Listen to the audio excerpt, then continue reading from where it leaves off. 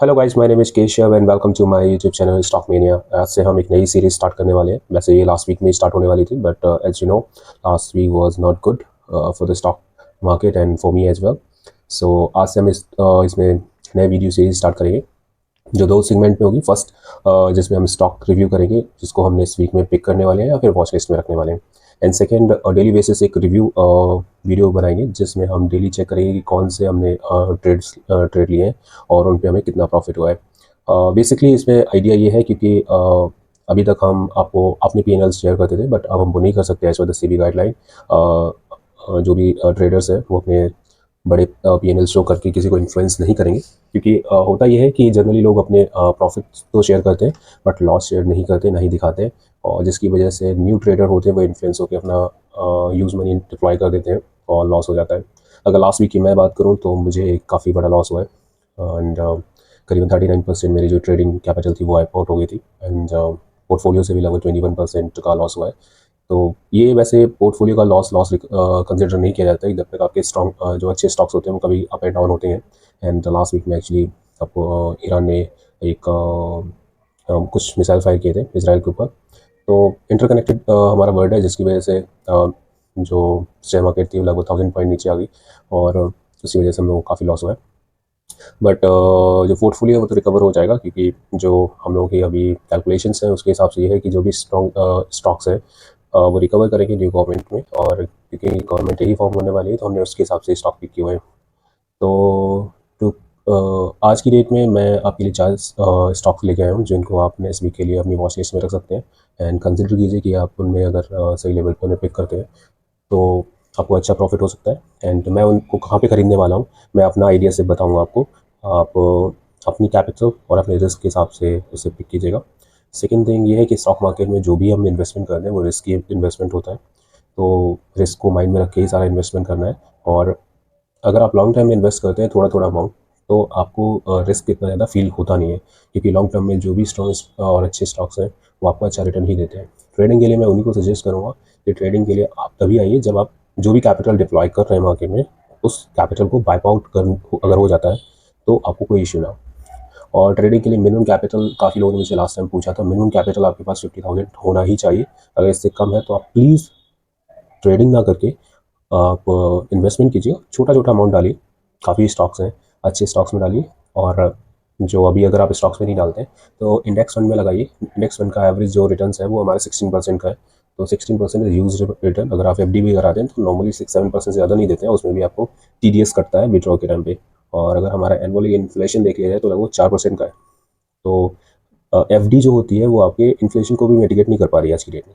वहाँ पे आपको स्टॉक मार्केट 16% तक का रिटर्न दे रहा है, तो मेरे हिसाब से बहुत अच्छा रिटर्न है। फिलहाल के लिए हम 4 स्टॉक हैं जिन पे डिस्कशन कर रहे हैं और इन पे मेरी क्या राय है और मैं कहाँ पे उन्हें दोबारा से ऐड करने वाला हूँ, क्योंकि लास्ट ईयर मैंने ये सारे स्टॉक लिए थे जिन पे हमने 40% से ज़्यादा का प्रॉफिट लिया है। और इस साल हम दोबारा से इनको लेने वाले हैं और इन पे कितना प्रॉफिट हम ले सकते हैं, कितना आइडिया रहेगा वो मैं आपको बताऊँगा। ट्रेडिंग के रिव्यू के लिए मैं एक नया अकाउंट है वो बना रहा हूँ और उसमें एक मिनिमम कैपिटल डिप्लॉय करूँगा। लाइक ऐसा कर लेते हैं 1 लाख रुपए तक का डिप्लॉयमेंट कर लेंगे। एंड डेली हम उसमें कितना ट्रेड ले रहे हैं और उससे कितना कैपिटल जनरेट कर रहे हैं वो हम डिस्कशन करेंगे with profit and loss every day, कि आज की डेट में हमने जो ट्रेड लिया उसमें हमें कितना लॉस हुआ है, कितना प्रॉफिट हुआ है।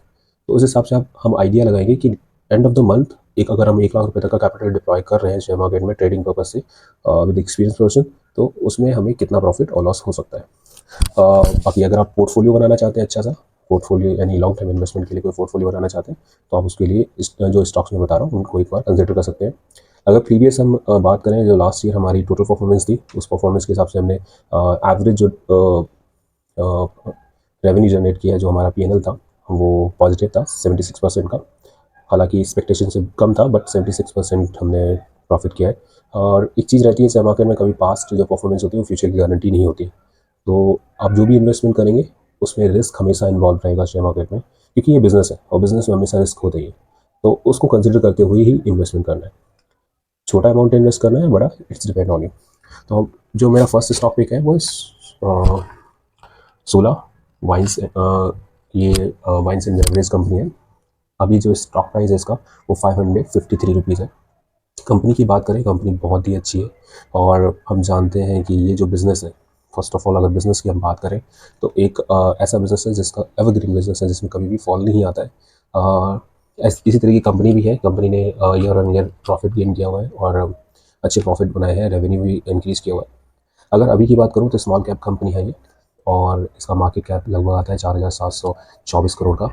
और अगर लास्ट ईयर की मैं बात करूँ इसके फाइनेंशियल चार्ट की, तो फाइनेंशियल में इसने काफ़ी अच्छा किया हुआ है। अगर सबसे इम्पॉर्टेंट चीज़ है इसमें फंडामेंटल, अगर हम इसकी डिस्कस करें तो फंडामेंटल में सबसे पहला है, हम देखते हैं इन्वेस्टमेंट किसकी कितनी हो रही है। तो इसमें प्रोमोटर की इन्वेस्टमेंट है वो 26.27% है, 26.27%। डीआईएस जो हमारे लोकल इन्वेस्टर हैं, इंस्टीट्यूशनल इन्वेस्टर हैं, उन्होंने लगभग इसमें 27.90% का स्टेक लिया हुआ है। और एफआईज जो हैं उन्होंने भी लगभग 11.34% का स्टेक लिया हुआ है। ये स्टेक है वो कंटिन्यू इंक्रीज़ हो रहा है। अगर मैं इस चीज़ को जून 2023 से देखूँ तो जून 2023 में उस टाइम पे प्रोमोटर्स के पास सेम स्टेक था 27.27%, लगभग 1% ज़्यादा था अभी के स्टेक से। और डीआईज़ के पास जो स्टेक था वो 10.23% था और एफआईज़ के पास 6.75%, जो कि इंक्रीज़ हुआ है। अगर देखा जाए तो डीआईज़ के पास लगभग 27% हो गया, जो कि पहले 10% था, और एफआईज़ के पास 6% था, उन्होंने बढ़ा के 11% कर लिया। तो एक चीज़ होती है कि जब भी कंपनी में कोई बिग चेंजेस होते हैं या फिर बड़ी इन्वेस्टमेंट डिप्लॉय होने वाली होती है, तो एफआईज और डीआईज को पता होता है और वही बड़ी इन्वेस्टमेंट लेके आते हैं। अगर इन लोगों ने अपना स्टेक बढ़ाया है तो इसका मतलब है स्टॉक मार्केट में इस पर्टिकुलर स्टॉक में अच्छा ग्रो आने वाला। अब हुआ क्या है, अगर मैं इसकी सेल्स की बात करूँ, प्रॉफिट एंड लॉस की बात करूँ, तो एनुअली इन्होंने ग्रोथ तो दिखाई है। क्वार्टर एंड क्वार्टर भी अगर इनकी ग्रोथ देखी जाए तो वो भी हाई है। लास्ट क्वार्टर जो इन्होंने रिजल्ट्स दिया था दिसंबर का, उसमें 203 करोड़ की सेल हुई है। अगर हम नेट प्रॉफिट की बात करें तो नेट प्रॉफिट जो आया था इसमें वो 43 करोड़ का आया है। अगर इसको हम प्रीवियस से मैच करें कि जो सितंबर में रिजल्ट आए थे उसमें 134 करोड़ की सेल हुई है और नेट प्रॉफिट जो इनका आया है वो 23 करोड़ का आया था। तो ईयर ऑन ईयर भी ग्रोथ आ रही है। अगर हम एनुअली ग्रोथ को चेक कर लेते हैं, एनुअली ग्रोथ अगर देखिए तो 2020 में इन्होंने जो सेल किया था 485 करोड़ का, और 2021 में 386 करोड़, 2022 में 424 करोड़, और मार्च यानी कि 2023 का अगर लास्ट ईयर का देखें, इस साल का भी एनुअली रिपोर्ट नहीं आया, वो शायद नेक्स्ट मंथ में आने वाला है। तो अभी तक के हिसाब से अच्छा प्रॉफिट इन्होंने ऑलरेडी किया हुआ है। बट 2023 की बात करें तो 2023 में इन्होंने 516 करोड़ की टोटल सेल की हुई थी, जिसमें इनका नेट प्रॉफिट जो आया था वो 84 करोड़ का आया था। इस साल एक्सपेक्टेड ज़्यादा है। और ये तो इसके फंडामेंटल की बात हुई है। अगर हम इसके टेक्निकल चार्ट की बात करें तो टेक्निकल में सबसे पहला है कि हमने लास्ट ईयर जब इसे पिक किया था, तो पिक करने के बाद इसमें जो रेज आया था 40% का, उसके बाद मार्केट कंसोलिडेट हो रही थी और उसी टाइम पे हमने सेल करके आउट हो गए। बट अच्छा खासा गेन उसके बाद भी आया था। अभी के लिए मार्केट में ये जो शेयर है वो डाउन हो चुका है, अपने प्रीवियस हाई से डाउन हुआ। लेकिन ये जब शेयर नीचे आया था 500 के अराउंड, एक बॉटम बनाने के बाद ये दोबारा से हायर हाई जो स्ट्रक्चर होता है शेयर मार्केट में, बुलिश स्ट्रक्चर है, उसको फॉलो कर रहा है। एंड अब ये हाई की तरफ जा रहा है। हमने अभी इसे रिसेंटली ऐड किया था 551 के प्राइस पे, अभी ये चल रहा है 546 रुपीज़ पे, क्योंकि लास्ट वीक में काफ़ी मार्केट फॉल हुआ जिसमें ये नीचे आ गया। मेरा जो सजेशन, मेरा जो अब नेक्स्ट इसमें ऐड करने का एंट्री लेवल है वो है 560 से ऊपर। अगर ये 560 से ऊपर से सस्टेन करता है स्टॉक, तो फिर मैं इसमें कुछ और एंट्री, मतलब कुछ और स्टॉक्स ऐड करूँगा। अदरवाइज जो भी स्टॉक है अभी उनको कंटिन्यू करूँगा 500 के स्टॉप लॉस के साथ। तो ये हमारा फर्स्ट स्टॉक था। सेकेंड स्टॉक अगर मैं बात करूँ तो वो हमारा देवयानी इंटरनेशनल। वैसे ये जो कंपनी है काफ़ी स्ट्रॉन्ग कंपनी है और ये भी स्मॉल कैप में ही कंसिडर होती है। इसमें रिटर्न्स की बात करूँ तो लास्ट ईयर इसमें भी लगभग हमने 56% रिटर्न गेन किया था। बट ये आगे भी चला था, बट हम पहले निकल गए थे किसी रीजन की वजह से। अभी इसकी मार्केट कैप जो आती है वो 19,529 करोड़ की है, और पी रेशियो इसका हाई है 124। बट इसको हम तब तक ध्यान नहीं देते जब तक कंपनी स्ट्रॉन्ग रहती है। तब तक पी रेशियो एक्चुअली होता ये है कि इन्वेस्टमेंट के ऊपर कितना रिटर्न आ रहा है। बट हम इन्वेस्टमेंट, क्योंकि हम लॉन्ग टर्म इन्वेस्टमेंट नहीं करते, हम करते हैं स्विंग ट्रेड। स्विंग ट्रेड यानी कि जब स्टॉक में मूवमेंट आ रहा है हम एंट्री लेते हैं और मूवमेंट कैप्चर करने के बाद आउट हो जाते हैं। पी रेशियो देखना उन लोगों को ज़्यादा ज़रूरी होता है जो कि लॉन्ग टर्म का सोच के चल रहे हैं कि 5-10 साल तक एक स्टॉक में रुकेंगे और उस पर उससे जो भी हमें प्रॉफिट और गेन होगा वो देखेंगे। तो अब इसमें सबसे ज़्यादा इंटरेस्टिंग बात है कि इसमें भी अगर मैं फंडामेंटल की बात करूँ तो प्रोमोटर की जो एंट्री है वो इंक्रीज़ हुई है अभी अभी प्रोमोटर जो इनके हैं वो उनका जो स्टेक है वो 62.72% है। डोमेस्टिक इन्वेस्टर हैं वो 8.53% है, और फॉरेन जो इन्वेस्टर हैं उनका 12.47% है। फॉरेन इन्वेस्टर ने भी अपनी स्टेक को इंक्रीज़ किया है। इसके अलावा अगर हम इसमें बात करें, सेल्स काफ़ी अच्छे हैं, रेवेन्यू भी अच्छा कर रही है कंपनी। इसको हमने जो ऐड किया है अपनी क्वांटिटी को, इस बार जब ऐड किया था वो ऐड किया था 151 रुपीज़ पे। कुछ स्टॉक हमने 160 के प्राइस पे भी लिए हुए हैं। फ़िलहाल के लिए हमने जो इसमें रखा हुआ है जो प्राइस, कि अब हम जो इसको ऐड करेंगे वो 165 के ऊपर ऐड करेंगे। तो अगर ये स्टॉक 165 से ऊपर सस्टेन करता है, 166 रुपीज़ 87% का हमारा एक रेजिस्टेंस लेवल है। अगर इससे ऊपर 177 एक तरीके से लेके चल सकते हैं, 177 से ऊपर अगर ये स्टॉक रहता है तो हम इसमें फिर से एंट्री तो ऑलरेडी हमारी है, हम इसमें ऐड करेंगे क्वांटिटी को। और इसका जो हमारा टारगेट है 260 रुपीज़ का है। 260 पे हम इसको दोबारा से रिव्यू करेंगे।